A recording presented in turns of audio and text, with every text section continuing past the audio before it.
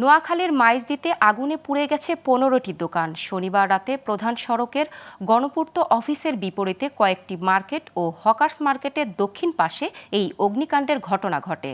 স্থানীয়রা জানায়, রাতে সবাই দোকান বন্ধ করে চলে যাওয়ার আধা ঘন্টা পর হঠাৎ হকার্স মার্কেটের সংলাপ নূপুর নামে একটি দোকানে আগুন দেখতে পায়।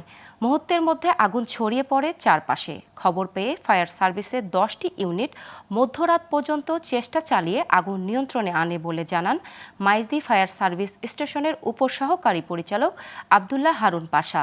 এতে কোনো হতাহতের ঘটনা ঘটেনি বলেও জানান তিনি।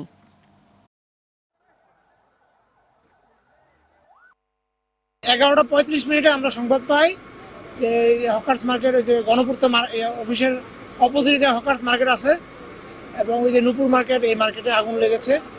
তাৎক্ষণিকভাবে আমরা প্রায় 60টা ইউনিট নিয়ে আমরা এখানে এসে উপস্থিত হই এবং আমরা দ্রুততার সহিত আগুনটা নিয়ন্ত্রণে আনতে সক্ষম হই।